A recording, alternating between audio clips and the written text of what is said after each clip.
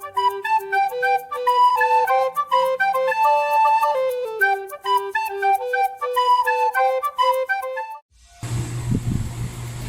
guys, welcome back to my channel. So for today's video, we are going to make a DIY bird's nest.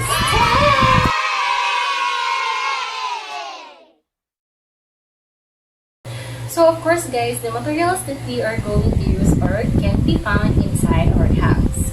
So first is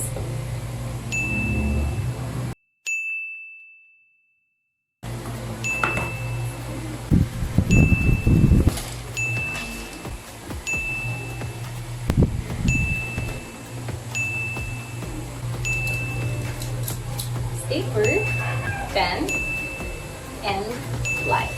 Okay, so the first thing that we're gonna do is to draw a circle in our box. So just make sure that it's in the center. You can also make use of the ruler.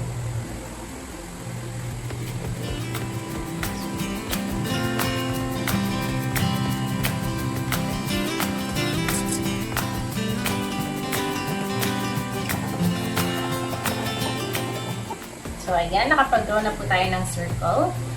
So, next is bubutasan natin yung circle.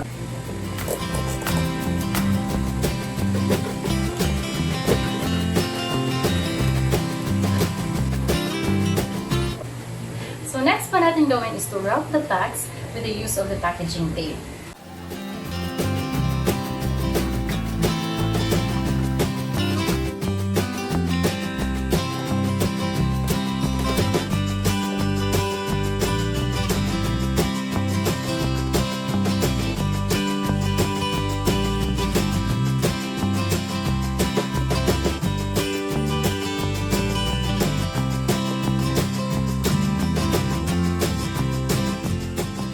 So after you wrap the box, next natin gawin is to wrap it with our colored paper.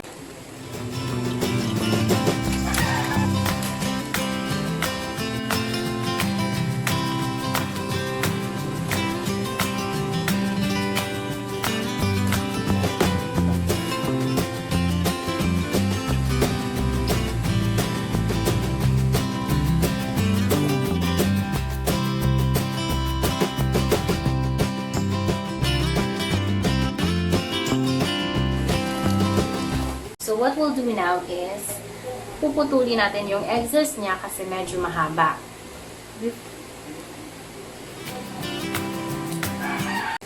Okay guys, so naputol na po natin yung excess niya. So what we will do is, ipipaste natin siya sa likod.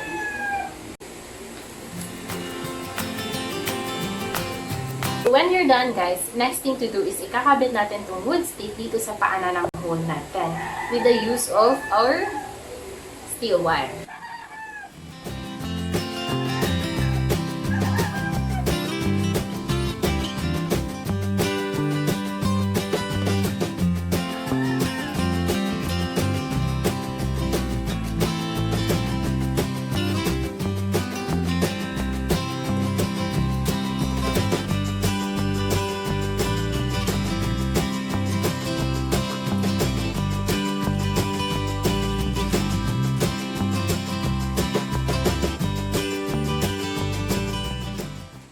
So next guys is itatago natin yung sharp edge dun sa ilalim para hindi masugatan yung birds natin.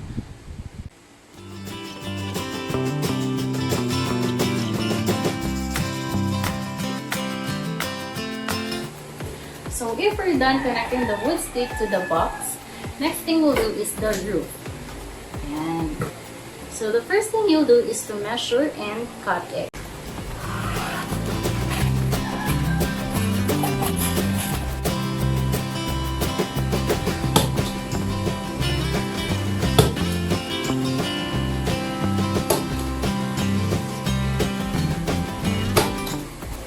So, hey guys, ito na po yung finished product natin.